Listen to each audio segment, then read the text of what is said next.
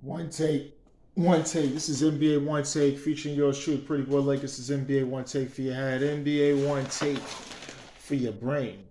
Coming to you live from New York. It's NBA One Take, February 17th, 2022. Michael Jordan, Michael Jordan, Michael Jordan. And Jim Brown's birthday is always the same. They said that February 17th is the most famous birthday for Jim Brown and Michael Jordan. Happy birthday to both of those guys. Goats, in my opinion. True goats. So I got two games in the docket as well as a review on a movie I saw. The first game is the Milwaukee Bucks beating the Chicago Bulls. Giannis Antetokounmpo actually hurt his wrist in this game, but his status going forward, we do not know what's going forward. So we'll find out after the break on what that entails. But they was led by the Bucks was led by Brook Lopez, who had 33 points. Javon Carter finished with 22. Drew Holiday 15 and 9 assists, and AJ Green finished with 15. And for the Bulls, you got Vujicic finished with 22 and 16. Zach LaVine had 18, and Patrick Williams finished with 16. Notably for the Bulls, like I said the Bulls right now is on a slide. Seeing what they're doing. I just know that they're going to be real active at the buyout market after the break. And the Bucks, like I said, they're rolling. The Bucks has been rolling, and this Giannis thing is concerning going forward. You know, we always concerned about Giannis's health. You know, he played through a lot of injuries and things like that, but we're just trying to see that going forward because he really hurt himself when he went down. I'm like, oh man. So we're just gonna see what happens with the Bucks. Now, next game of the night is also the Washington Wizards get a win over the Minnesota Timberwolves. Surprisingly, but they was led by Brad Beal, 35. My man Kyle Kuzma had 16, and Corey Kispert finished with 15 for the Wizards. The Wizards they ain't length to go to the playoffs. That's the thing. So we're just seeing what the Wizards. I don't really know what's going on with the Wizards as a franchise, what they're going to do going forward. I don't even know. There's rumblings about Brad Beal's status coming this summer. So we're going to see because I think in regards towards what they do in the NBA draft is going to have ramifications of what's going forward with Brad Beal's status with the team going forward this summer.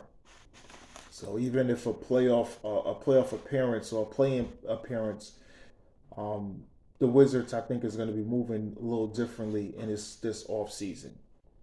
For the Timberwolves, there was Ant Man Anthony Edwards had 34, Rudy Gobert 17 and 19 for them, and my man Slow Mo Kyle Anderson had 18, and Jalen McDaniel finished with 15 and 8, notably for the T Wolves. T Wolves in a comfortable position right now. Playoff wise, they're still waiting for Karl Anthony Towns to come back, who's going to be a big key for them as they make they push towards the playoffs. So we're still awaiting for that. Now, movie review. I saw Ant-Man and the Wasp Quantamania. This was a really light, good film to truly have an idea what they going for with Kang played by Jonathan Majors. You know, because Kang is going to be the big villain for I think this is Phase 5 or whatever it is for the Marvel universe, and they're actually gonna have an Avengers movie with Kang as the main guy. So there's a lot of nuggets here. That's even going to the multi universe, which Something Kang is very interested in. I don't want to spoil anything with it. Uh, and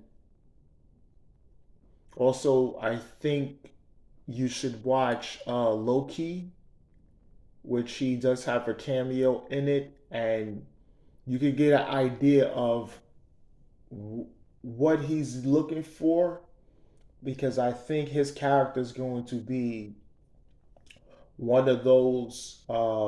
It can. I always say Thanos. He's the bar for a lot of comic books, but I think Kang can be at when I say Marvel villains, you know, somewhat to low key, to somewhat of low key status, and that's just something. It's still great, but this movie was good. This was just, Paul Rudd. He always does well, and this is just a real fun, light movie.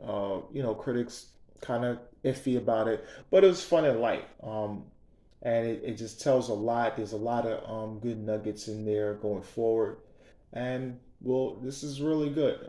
Trust me, it's going to do good at the box office. It's really a good life film. But this is NBA One Takes Pretty Boy Laker, and I'm out.